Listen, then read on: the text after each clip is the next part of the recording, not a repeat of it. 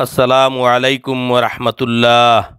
আজ 5ই শাওয়াল 1446 হিজরি, 21শে চৈত্র 1431 বঙ্গাব্দ, বসন্তকাল, 4 এপ্রিল 2025 ইং শুক্রবার। আজ এসেছি মসজিদ আল মোস্তফা, মাদানী এভিনিউ, ঢাকা। পবিত্র কাবা শরীফের আদলে ইউনাইটেড গ্রুপের 300 কোটি টাকা ব্যয়ে আইকনিক এই ইসলামিক নিদর্শন। চোখ ধাঁধানো এই মসজিদের সবচেয়ে বড় আকর্ষণ, সামনের দিকে কালো রঙের মাধ্যমে ফুটিয়ে তোলা হয়েছে কাবা শরীফের আকৃতি।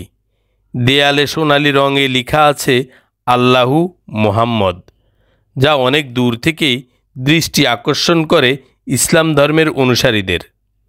মসজিদটি রাজধানীর 100 ফিটে মাদানী এভিনিউয়ে ইউনাইটেড সিটিতে অবস্থিত।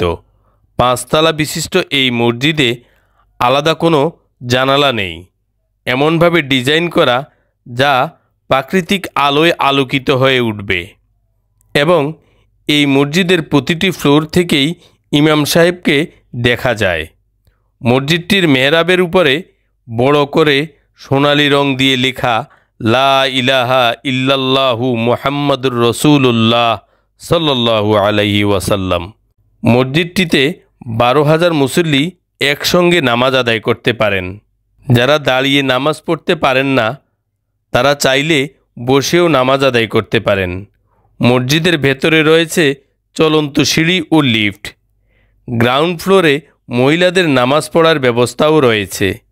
তাছাড়াও 100টিরও বেশি গাড়ি পার্কিংয়ের সুব্যবস্থা রয়েছে। দৃষ্টিনন্দন সৌন্দর্যের কারণে এটি এখন শুধুমাত্র মসজিদেই নয়, পরিণত হয়েছে পর্যটন কেন্দ্র। দেশের বিভিন্ন এলাকার বিপুল সংখ্যক মানুষ প্রতিদিন দেখতে আসেন এই মসজিদের অপরূপ সৌন্দর্য।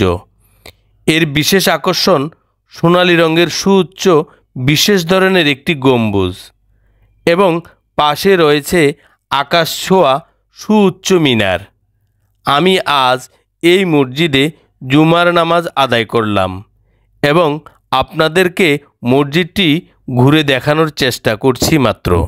আমাকে উৎসাহী রাখতে ও আপনাদের সুবিধার্থে আমি প্রতি শুক্রবার আপনাদের একটি মসজিদের পরিচয় করিয়ে দিয়ে আসছি। যাদের কাছে আমার এই পরিচয় পর্বটি ভালো লাগে, তারা সাবস্ক্রাইব করে রাখলে পরবর্তী মসজিদের পরিচয় পেতে সহজ হবে। আর যারা সাবস্ক্রাইব করে রেখেছেন তাদেরকে অসংখ্য ধন্যবাদ।